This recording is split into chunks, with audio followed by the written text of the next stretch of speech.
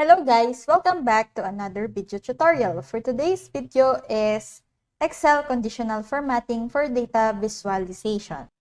Excel's conditional formatting feature can be a powerful tool for data visualization, allowing you to highlight important data points and trends into your spreadsheet. Here are some tips for using conditional formatting for data visualization. Now, let's open up Excel. And as you can see, we have here the readily available data for this tutorial. So first is use color to highlight data.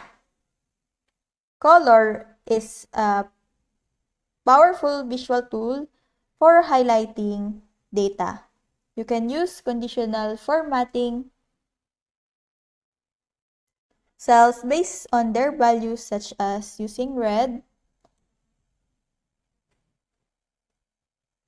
for negative values and green for positive values. You can also use a color scale to highlight high and low values in a range of cells. Create data bars. Data bars are a type of conditional formatting that display a bar within a cell proportional to the cell's value. Data bars can be used to visually compare values across a range of cells. Use icon sets.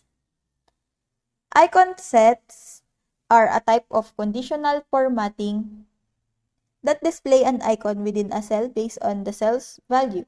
Icon sets can be used to visually indicate the status of data points, such as using red X for data that is not meeting a goal and a green check mark for data that is exceeding a goal.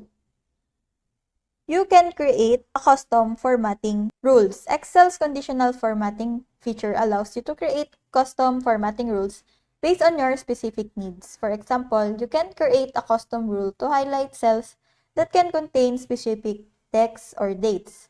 Combine conditional formatting types. You can combine different types of conditional formatting to create more complex visualization. For example, you could use color scales for highlight high and low values with a range of cells, and add data bars to further emphasize the relative differences between the values. By using conditional formatting for data visualization, you can quickly and easily create visual representation of your data that can help you make better decisions and communicate your finding to others. So that's it. I hope that you learned something and this video helps. And if you have any questions or comments, kindly put it in the comment section below, and make sure to subscribe and like to our channel. Thanks!